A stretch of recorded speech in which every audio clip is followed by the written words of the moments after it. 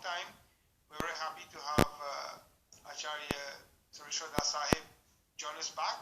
He was on a trip to India for the past few weeks. Now that he's back, he will definitely want to join us, and it's very much a pleasure for us to have him amongst us again in our satsang. I would now like to request him to please share his contribution. Banki Sahib. Sahib बंदगी साहिब अभी भी आपका mic off है साहिब जी. Okay now अब ठीक, बस ठीक है.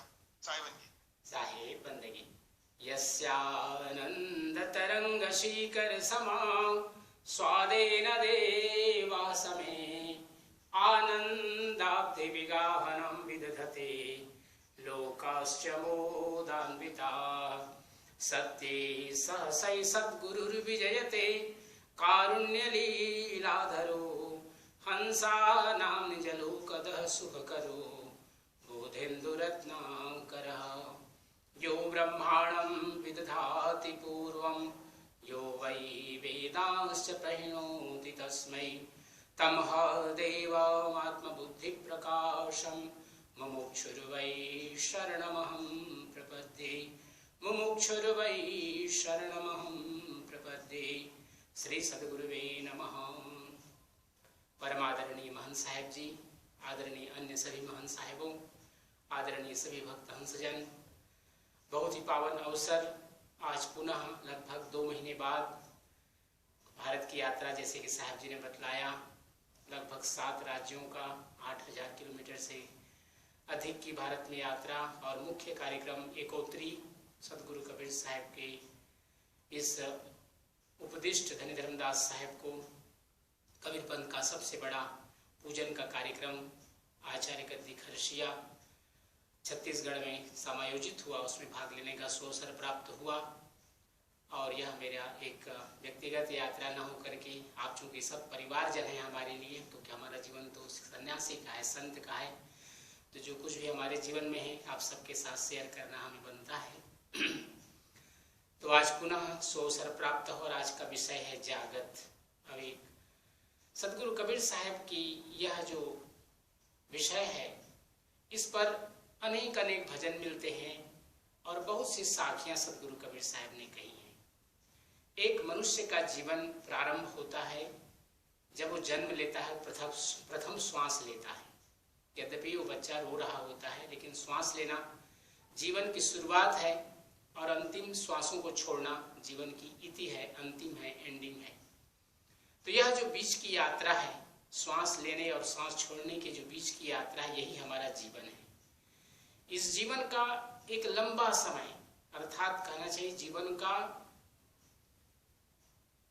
4 हिस्सों में से लगभग 40% हमारा सोने में चला जाता है. 8 घंटा, अगर हम 6 घंटा 8 घंटा अगर प्रतिदिन का अगर जोड़ें इसमें, तो हमारा इसमें शयन में चला जाता है, जो कि शारीरिक निद्रा है. लेकिन जिस निद्रा की बात सदगुरु कबीर साहब कह रहे हैं, वह यह निद्रा नहीं है. अभी तो जो हम जागते हुए भी सोते रहते हैं, उस निद्रा की बात सदगुरु कबीर साहब ने कही है. आज के हजारों साल एक ऋषि ने कहा था, उत्तिष्ठत जागृत प्राप्य वरान निबोधत, अर्थात उठो, जागो और अपना जो जीवन का लक्ष्य है, मोक्ष की प्राप्ति, उसकी ओर बढ़ो. यह एक ऐसी यात्रा है जीवन की जो जन्मों जन्मों से चलती है. क्योंकि जब हम सदगुरु से मिलते हैं और उनसे नाम दान प्राप्त करते हैं, गुरु दीक्षा लेते हैं, गुरु मंत्र हमें प्राप्त होता है, तो धनी धर्मदास साहब ने कहा कि साहब जन्म जन्म के सोवल मनमा दे सत शब्द जगा दीजिए, गुरु पैया लागो नाम को लखा दीजिए. प्रार्थना करते हैं एक शिष्य के रूप में धनी धर्मदास साहब कबीर साहब से कि साहब जी, एक जन्म नहीं, जन्मों जन्मों की यात्रा है जिसमें हम सत्य शब्द की प्राप्ति करने में असफल रहे. आज सुंदर सुअवसर है आपके सानिध्य में बैठ करके इस सार शब्द को हम प्राप्त कर सकें. और सदगुरु कबीर साहब ने वो दिया उनको, और जीवन धनी धर्मदास साहब का धन्य हो गया, और जो जीवन का लक्ष्य था वो उसको प्राप्त कर सके. तो प्रत्येक गुरु अपने शिष्य को यही कहता है कि जागो, जागते रहो, जागो और जागते रहो. ये 2 बहुत महत्वपूर्ण बात है. सदगुरु कबीर साहब कहते हैं कि कबीर सूता क्या करे, जागन जपै मुरारी, एक दिन ऐसा सोवना लंबे पांव पसारी। निश्चय ही एक दिन ऐसा आएगा कि हम चाहेंगे भी तो जाग नहीं सकते, क्योंकि वो दिन हमारा अंतिम श्वासों के छोड़ने का होगा, अर्थात हमारी मृत्यु का होगा।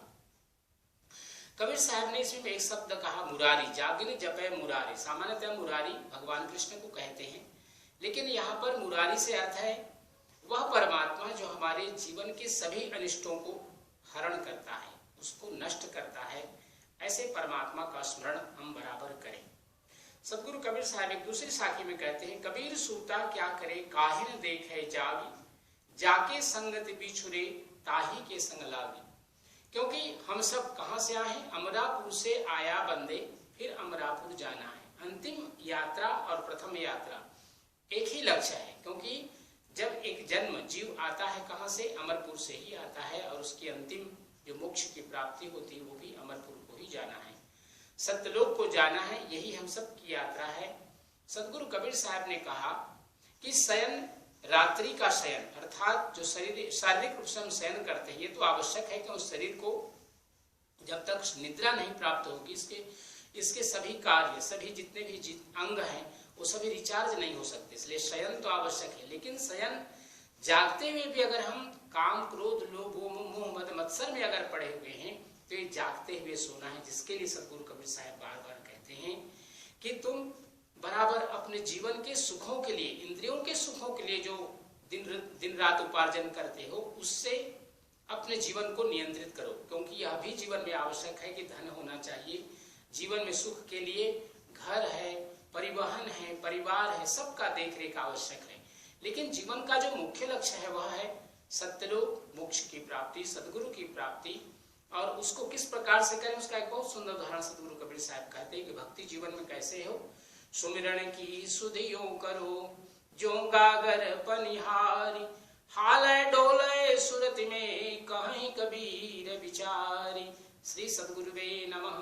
सदगुरु कबीर साहब एक प्राचीन उदाहरण दे रहे हैं। जब प्राचीन काल में हमारी माताएं बहनें जल लेने के लिए कुएं पर या तालाब में जाती थी अपनी सहेलियों के साथ में, तो सिर पर उनकी गगरी होती थी, पानी भरी हुई हो, गगरी भरी होती थी। लेकिन चलते हुए वो अपने सखियों से बात भी कर रही है, चल रही तो शरीर स्वाभाविक है, हिल रहा है, लेकिन सुधि उनकी उस गगरी में लगी हुई है कि गगरी गिरे नहीं और उसमें का पानी बाहर न गिरे, न छलके। तो इसी प्रकार यदि हम अपने जीवन में अपने सभी कार्यों को करें, चाहे वो नौकरी करते हों, व्यवसाय करते हों, अन्य किसी भी कार्य में लगे हों, उसके तरफ भी हमारा ध्यान हो, लेकिन जो मुख्य ध्यान है वह सदगुरु सत्य पुरुष परमात्मा की ओर लगा रहे, तो हमारे जीवन के जितने और कार्य हैं वह भी सुगम हो जाएंगे, और हमारा जो लक्ष्य है भक्ति का, सुमिरन का, वह भी बराबर चलता रहेगा। साहब जी सब के बारे में एक बहुत सुंदर बात कहते हैं कि सुखिया सब संसार है, अर्थात संसार यह नहीं जानता कि उसका जो यह अनमोल मानव जीवन प्राप्त हुआ है उसको किस प्रकार वो खो रहा है। साहब कबीर कहते हैं सुखिया सब संसार है, खावे और सोवे, दुखिया साहेब कबीर है, जागे और रोवे। सदगुरु कबीर साहब आज के 625 वर्ष पूर्व जब इस संसार में आए, उनका अवतरण हुआ, तो उन्होंने देखा कि संसार छोटी छोटी चीजों के लिए आपस में विवाद कर रहा है, अपने सुखों के लिए दूसरों को दुख दे रहा है। इन चीज को देखकर सदगुरु कबीर साहब बहुत दुखी हुए और उन्होंने पूरा 120 वर्ष लगभग इसी कार्य के लिए लगाया कि जीवन मानव का कितना अनमोल है यह उनको समझा सकें और यह बता सकें कि यह एक 84 लाख योनियों की यात्रा के बाद यह अनमोल अवसर प्राप्त हुआ है मानव जीवन का, इसको यूं ही न जाने दें, इसका समय का, इसके प्रत्येक पल का सदुपयोग करें। सदगुरु कबीर साहब इसको बहुत ही सुंदर ढंग से बताते हैं। भले वो दुखी होते हैं लेकिन संसार को यही जगाते हैं। लोगों ने कितने उनको समस्याओं से उनको पीड़ित किया, लेकिन सदगुरु कबीर साहब अपने लक्ष्य से नहीं डिगे, लोगों को समझाते रहे। अंतिम समय तक सदगुरु कबीर साहब ने कहा कि आपस में विवाद को बंद करो, एक दूसरे के सुख में दुख में भागीदार बनो, यही जीवन का लक्ष्य है। मानव की मानवता ही उसका मानवपन है। उसका अगर मानवता नहीं है उसके अंदर में तो वह मानव केवल शरीर है, उसके अंदर में गुण नहीं है। सदगुरु कबीर साहब ने कहा कि ये माया बहुत ही अद्भुत है, क्योंकि इस माया ने जैसे ही थोड़ा सा समय मिलता है हम शयन में चले जाते हैं, अर्थात हम उस माया के आवरण में, माया के आवेश में, माया के आगोश में हम चले जाते हैं और उस समय हमारा शयन हो जाता है, अर्थात हमारी जागृति समाप्त हो जाती। सदगुरु कबीर साहब एक भजन के माध्यम से बहुत सुंदर बतला रहे हैं, उसका हम प्रत्येक लाइन का अर्थ नहीं करेंगे क्योंकि बहुत सरल है, आप आसानी से उसको समझ सकेंगे।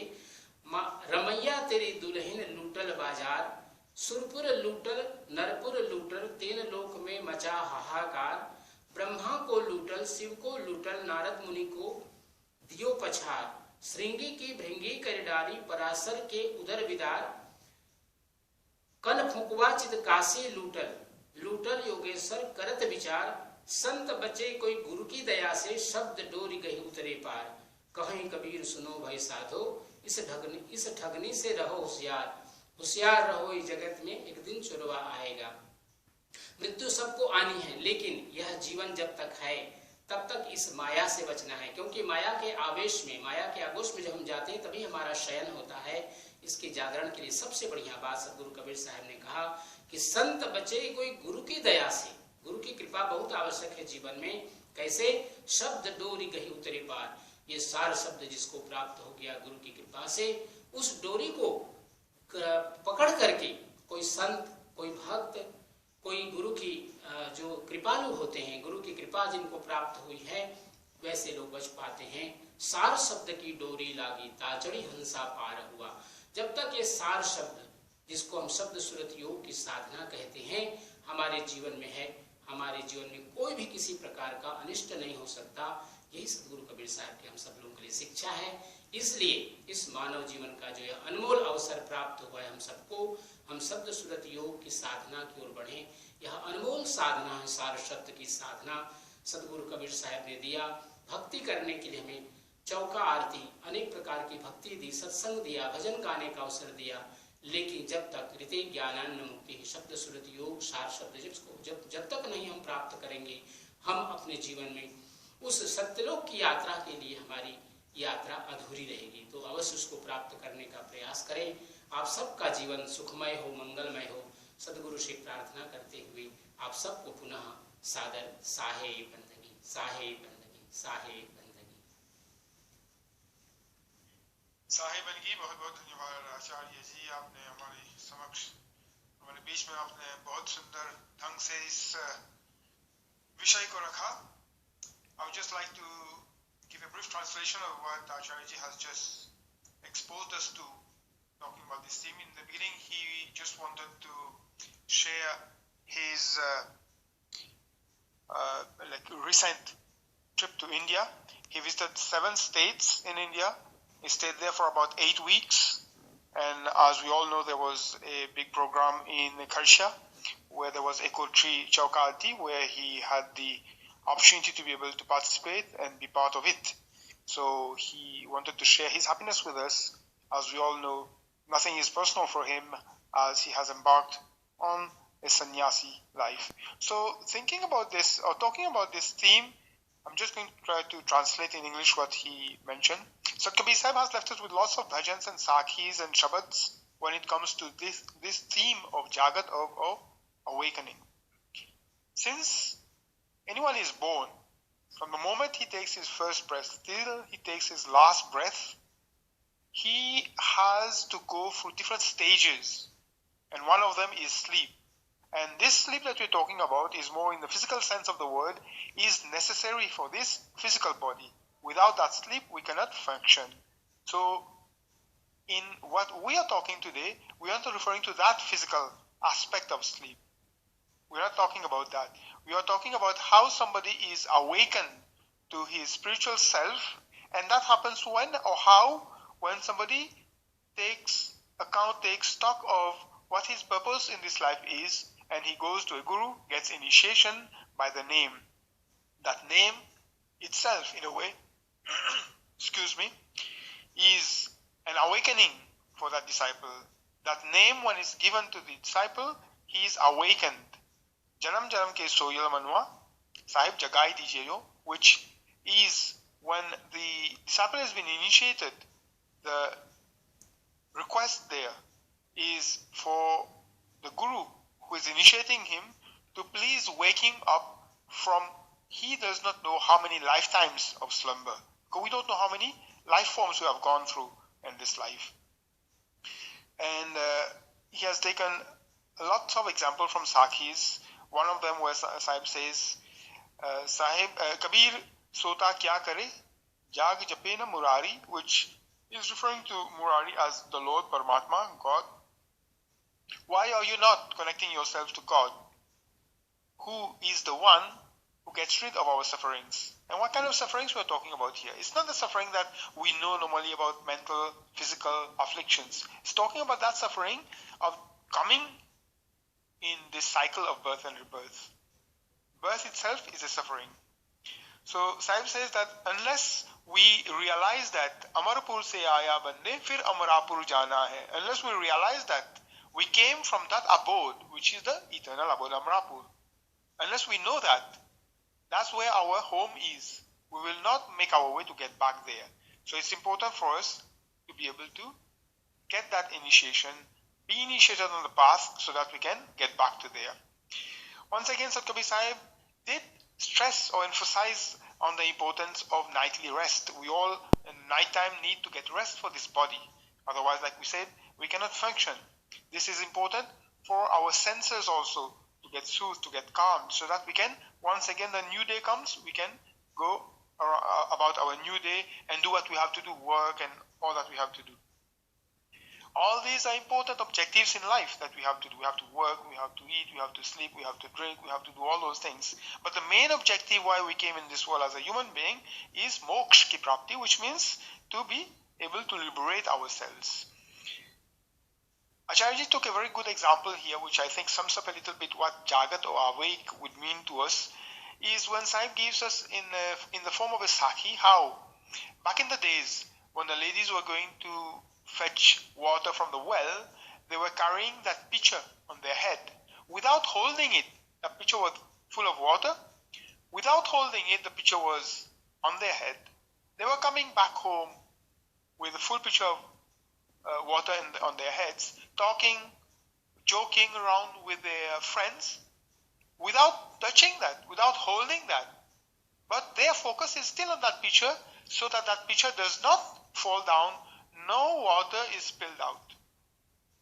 In the same way, as we go around, as we go about all the activities that we have to do in our life, Sahib did not say that we should not be, or we should just go in a tree or in the Himalayas or in the forest or in the cave and just do meditation, Japo Murari. Sahib did not say that. He said, do all that you have to do in the good way, good actions. But at the same time, your focus should not go astray. You should not leave God from your focus. This Sakhi is also highlighting that same point here, telling us that just like those ladies, not carrying that water, but still having their focus on it so that it doesn't fall out, we also can, at the time we are cooking, we are walking, we are working, we are playing, whatever we are doing, we can still have our focus on God. So all this just to say that it's not a difficult thing as much as we would think that somebody has to pray to God, just go in the temple and be there all the time to be able to do that. We are stuck in this 8.4 million species of life. And this is a golden opportunity for us as a human being to be able to go back to Amarapur, to the eternal abode. But unless we do that, we'll be losing this opportunity and we will not be able to attain or fulfill the purpose for which we have come in this world. Sant Kabir Sahib has preached a lot till the last moment that he was in this world, and what he preached was compassion, unity, love, humanity. Unless we engage ourselves in all those aspects of our human condition, we will not be able to fulfill that purpose as well. Sahib also in the end talked about how Surati Shabda Yog is important, which means that the essence of the word which we have been instilled with by the Guru is important. Not the word, not the alphabets, not the letters of the word, but the essence of the word. Unless we get to that essence, our journey in this world will be incomplete and we will not be able to fulfill, get back to our destination. So thank you once again. आपको बहुत बहुत धन्यवाद आचार्य जी, आपने हमारे समक्ष इस वक्तव्य को रखा we all have benefited a lot from what Acharya ji has. We will continue with our satsang now. At this point, I would like to request Stanji for her to